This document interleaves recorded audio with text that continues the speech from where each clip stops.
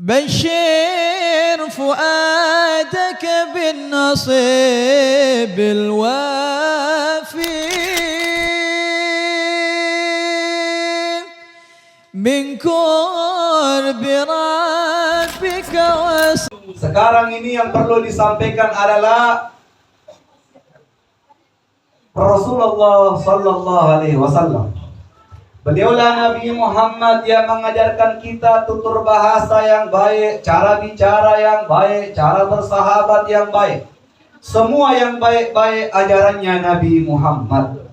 Bahkan Nabi Muhammad lah yang mengajarkan kita berprasangka dengan prasangka yang baik. Baik. Alhamdulillah. Beliaulah Nabi Muhammad yang menganjurkan bahkan mewajibkan seluruh umatnya menghargai kedua orang tua dan mertua. Karena mertua dan orang tua sama-sama orang tua yang wajib dihargai, wajib dimuliakan, wajib diperhatikan kondisinya, fisik dan hatinya. Beliaulah Nabi Muhammad yang mengatakan ridallah fi ridhal walidain. Ridhonya Allah tergantung ridhonya orang tua. Beliaulah Nabi Muhammad yang mengatakan siapapun yang membuat orang tuanya ridho, berarti dia berhasil membuat Allah ridho kepadanya. Siapapun yang membuat orang tuanya bahagia, berarti dia juga membuat Allah bahagia kepadanya. Siapapun yang menyenangkan perasaannya orang tuanya dan mertuanya, berarti dia sedang menyenangkan Tuhannya, yaitu Allah. Wa suhtullah fi suhtul walidain. Apabila murkanya orang tua, Rasulullah katakan murkanya orang tua itu juga murkanya Allah. Kalau orang tuamu kecewa, dipastikan Allah juga kecewa kepadamu. Kalau orang tuamu marah, dipastikan Allah juga marah kepadamu. Kalau orang tuamu tidak ridho, sudah dipastikan Allah juga tidak ridho kepadamu. Kalau orang tuamu kecewa, sudah dipastikan Allah juga kecewa kepadamu. Itu yang dikatakan Nabi kita, Nabi besar Muhammad Sallallahu Alaihi Wasallam. Ini saya dikasih waktu berapa lama ya? Ibu-ibu lanjut atau tidak? Lanjut. Mau yang sedih-sedih atau yang menangis-menangis? Ya, harus harus request. Ya. Karena usahakan nasihat itu tidak masuk di telinga, tapi usahakan apapun jenis nasihatnya masuk di hati. Kalau masuk di telinga, kemungkinan besar terlupakan. Tapi kalau nasihat masuk di dalam hati, maka itu kita akan membuat hidayah turun sampai kita sadar, sampai kita bahagia dan selamat di dunia sampai di akhirat. Amin ya rabbal alamin. Ingatlah, mertua dan orang tua tidak boleh dikecewakan. Tidak boleh. Pertama, kenapa orang tua tidak boleh dikecewakan?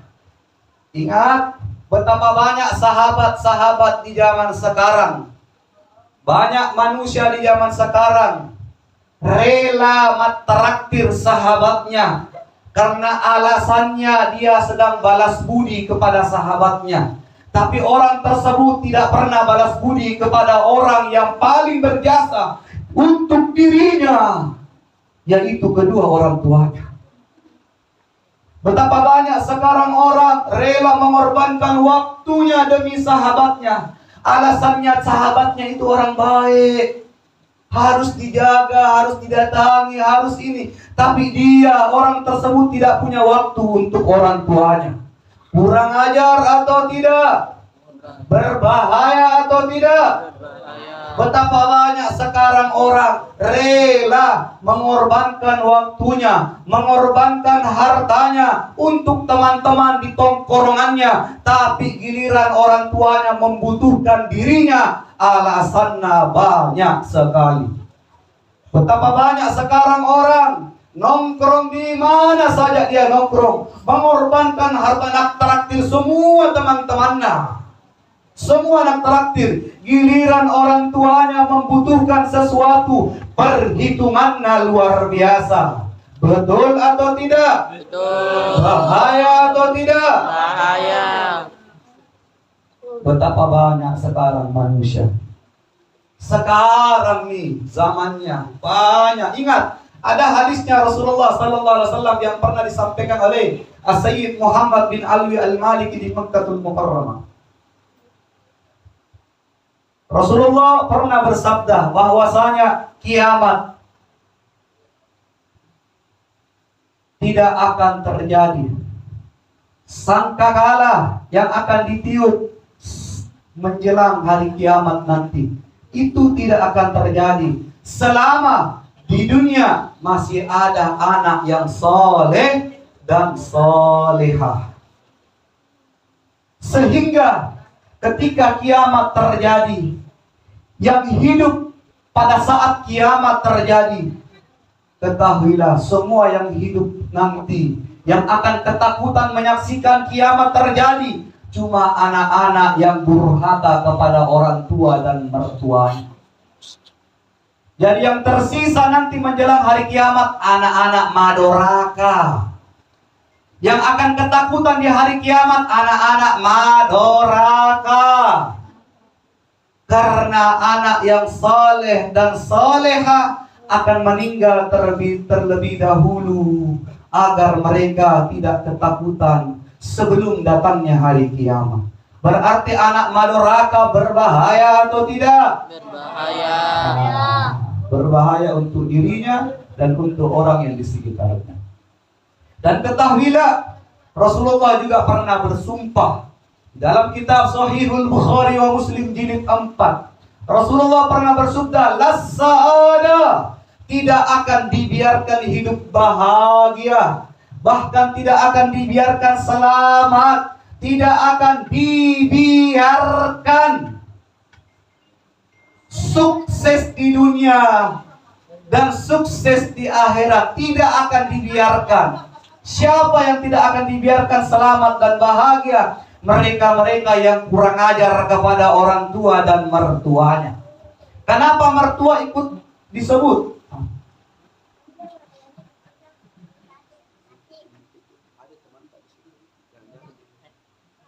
Tunggu, ada iklan dulu sebentar.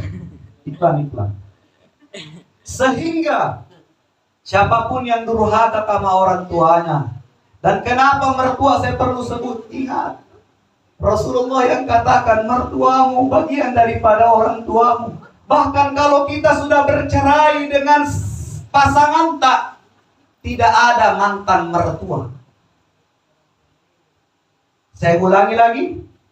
Ketika orang sudah bercerai, pisah dengan pasangannya, mertuanya akan abadi selama-lamanya. Karena tidak ada mantan mertua. Mantan istri ada, mantan teman ada, tapi mantan orang tua dan mantan mertua tidak ada.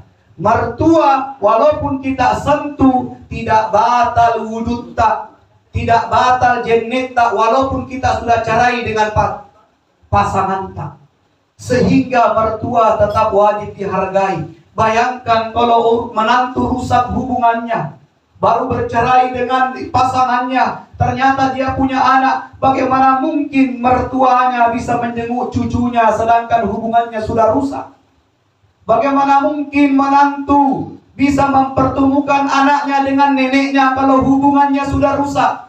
Itulah kenapa Rasulullah katakan mertuamu adalah orang tuamu dan orang tuamu wajib dihargai. Sehingga sabda Rasulullah yang dikatakan las-sa'adah, benar-benar tidak akan dibiarkan bahagia, tidak akan dibiarkan selamat bagi mereka yang kurang ajar.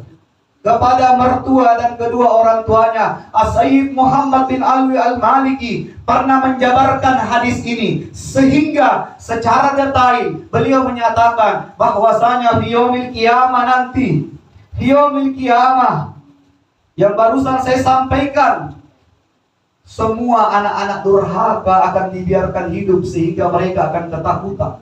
Yang kedua, di alam barzah, anak-anak yang durhaka tidak akan dibiarkan tenang di alam barzah. Dia akan ketakutan dengan kondisi yang dia rasakan. Bahkan di yaumil mahsyar nanti, di mana ada satu lokasi seluruh manusia akan dikumpulkan, anak yang durhaka kepada mertua dan menantunya tidak akan dibiarkan lolos dan tidak akan dibiarkan selamat.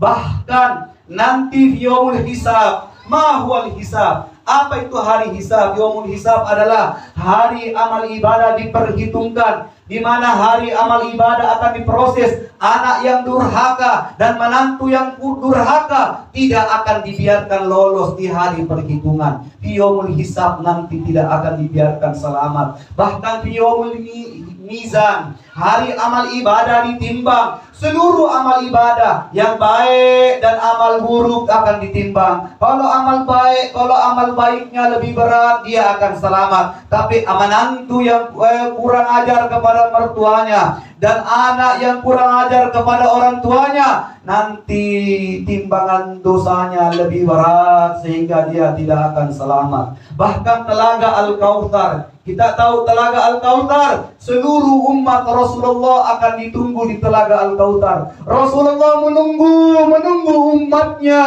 seluruh umatnya ditunggu di telaga Al-Kautsar. Tapi menantu dan anak yang kurang ajar kepada mertua dan orang tuanya tidak akan dibiarkan mendekati telaga Al-Kautsar. Mendekati saja tidak, apalagi mau meminum air yang segar, air yang kalau diminum tidak akan haus abadan, selama-lamanya dia tidak akan haus. Dan bahkan jembatan Sirat, jembatan Siratul Mustaqim, seluruh umat Rasulullah, bahkan seluruh manusia dari zaman Nabi Adam menjelang hari kiamat pasti akan melewati jembatan Siratul Mustaqim. Jembatan yang paling menakutkan, jembatan yang paling tipis, jembatan yang paling tajam, jembatan yang paling panas, karena jembatan tersebut berada tepat di atas neraka jahanam. Seluruh manusia akan melewati, sehingga menantu dan anak yang durhaka kepada orang tua dan mertuanya akan jatuh ketika melewati jembatan Siratul Mustaqim. Dan ketahuilah, peringatan ini sebenarnya kebaikan. Apabila ada nasihat yang membuat hatimu sakit, ingat, bukan nasihatnya yang salah, tapi ada hati yang sedang bermasalah. Betul atau tidak? Betul. Astagfirullah Rabbal baraya.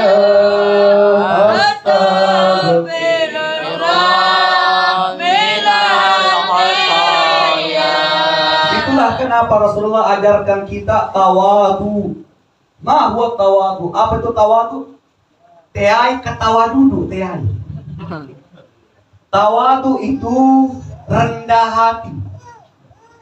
Karena dengan rendah hati, anak akan menghargai orang tua dan mertuanya. Dengan rendah hati, setiap ada masalah pasti dia akan mengalah. Kalau rendah hati, sehingga tanda-tanda orang yang kurang ajar kepada mertua dan orang tuanya, tanda-tanda yang paling kelihatan adalah sifat kibir. Apa itu kibir? Takabur, tampu. Dan tanda-tanda menantu dan anak yang kurang ajar kepada mertua dan orang tuanya, tanda-tandanya ketika ada orang, ketika anak tersebut selalu mengharap dimuliakan, tapi tidak mau belajar memuliakan orang tua dan mertuanya. Anak tersebut selalu mengharap dihormati, tapi anak tersebut tidak mau belajar menghormati mertua dan orang tuanya. Anak tersebut selalu mau dihargai, tapi dia tidak mau belajar menghargai mertua dan orang tuanya. Anak tersebut selalu mau dijaga perasaannya, tapi dia tidak mau belajar menjaga perasaan mertua dan orang tuanya. Anak tersebut suka mengkritik mertua dan orang tuanya, giliran dirinya yang dikritik, tersinggungnya luar biasa. Berbahaya atau tidak? Berbahaya. Astagfirullah. Rabbal Baraya. Astagfirullah. Mudah-mudahan berkah pertemuan ini Allah angkat derajat kita di dunia sampai di akhirat. Mudah-mudahan berkah maulid, majelis taklim, majelis Rasulullah, majelis di tempat ini adalah majelisnya Rasulullah sallallahu alaihi wasallam. Berarti yang kalau kita datang di majelis berarti kita ikut andil mendatangi undangannya Rasulullah sallallahu alaihi wasallam.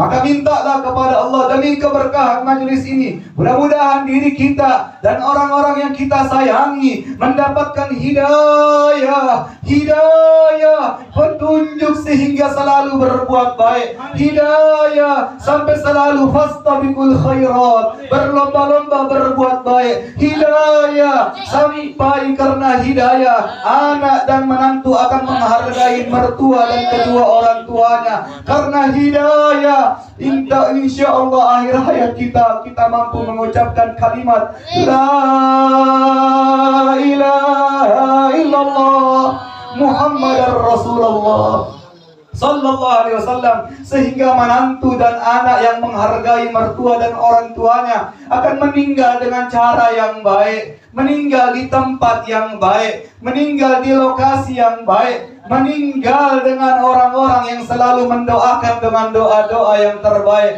husnul khotimah. Bahkan anak dan menantu yang baik insya Allah akan selalu didampingi oleh Rasulullah di alam barzakh, didampingi oleh Rasulullah di alam barzakh, sampai yaumil mahsyar berada di barisannya Rasulullah. Yaumul hisab di hari amal ibadah diperhitungkan akan ditemani oleh Rasulullah. Menantu dan anak yang baik kepada orang tua dan mertuanya di telaga Al-Kautsar akan ditunggu oleh Rasulullah. Bahkan di jembatan Siratul Mustaqim akan selamat berkahnya Rasulullah. Bahkan menantu dan anak yang baik kepada orang tua dan mertuanya akan duduk di dalam surga melihat senyumannya Rasulullah, ngobrol dengan Rasulullah, bahkan berpelukan dengan Rasulullah, mendengarkan suara merdu dari suaranya Rasulullah. Hadhihi niyah bihaqqi Rasulillah, hadhihi niyah bijahi Rasulillah, hadhihi niyah bisirri Rasulillah wa bisirri suratul Fatihah.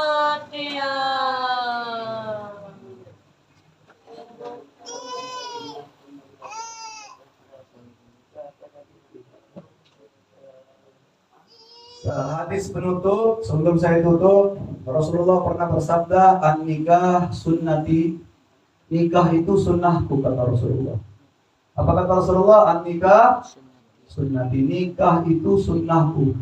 Faman ragiba an sunnati falaysa minni. Rasulullah bersumpah, siapa yang tidak punya niat dan tidak punya rencana untuk menikah, walaupun seandainya belum ada cukup uang panaikah, yang penting ada niat, ada rencana, tekad yang kuat, mau menikah, insya Allah dia akan menjadi umat Rasulullah yang terbaik. Faman ragiba an sunnati falaysa minni. Siapa yang tidak punya niat, tidak punya rencana, tidak punya tekad untuk menikah, tidak termasuk golonganku, kata Rasulullah. Tidak termasuk umatku, kata Rasulullah. Tidak akan mendapatkan syafaatku, kata Rasulullah. Kalau tidak punya niat, tidak punya tekad, tidak punya rencana untuk menikah. Urusan jodoh Allah yang ngatur. Yang penting kita punya niat, punya tekad, dan punya rencana. Insya Allah Allah akan mudahkan jodoh kita, dan yang cocok di mata dan cocok di hati. Bahagia di dunia dan bahagia di akhirat. Selamat di dunia dan selamat di akhirat. Sekian.